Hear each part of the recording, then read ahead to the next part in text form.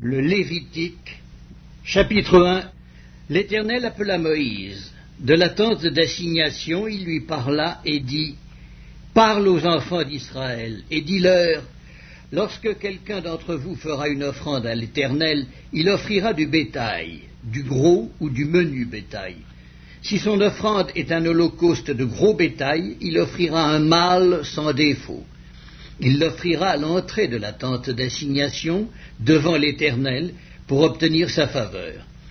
Il posera sa main sur la tête de l'holocauste, qui sera agréé de l'Éternel, pour lui servir d'expiation. Il égorgera le veau devant l'Éternel, et les sacrificateurs, fils d'Aaron, offriront le sang et le répandront tout autour sur l'autel qui est à l'entrée de la tente d'assignation. Il dépouillera l'holocauste et le coupera par morceaux. Les fils du sacrificateur, Aaron, mettront du feu sur l'autel et arrangeront du bois sur le feu. Les sacrificateurs, fils d'Aaron, poseront les morceaux, la tête et la graisse sur le bois mis au feu sur l'autel. Il lavera avec de l'eau les entrailles et les jambes, et le sacrificateur brûlera le tout sur l'autel. C'est un holocauste, un sacrifice consumé par le feu, d'une agréable odeur à l'Éternel. Si son offrande est un holocauste de menu bétail, d'agneaux ou de chèvres, il offrira un mâle sans défaut.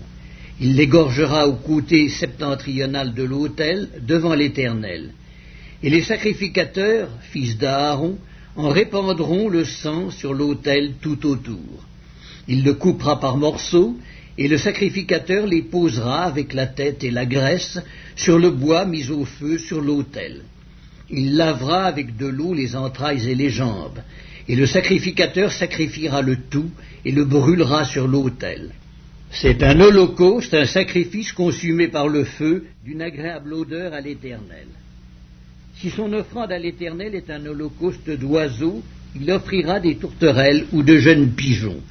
Le sacrificateur sacrifiera l'oiseau sur l'autel, il lui ouvrira la tête avec l'ongle et la brûlera sur l'autel.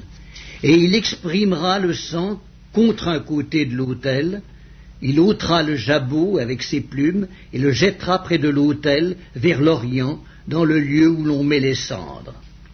Il déchirera les ailes sans les détacher, et le sacrificateur brûlera l'oiseau sur l'autel et sur le bois mis au feu. C'est un holocauste, un sacrifice consumé par le feu, d'une agréable odeur à l'Éternel.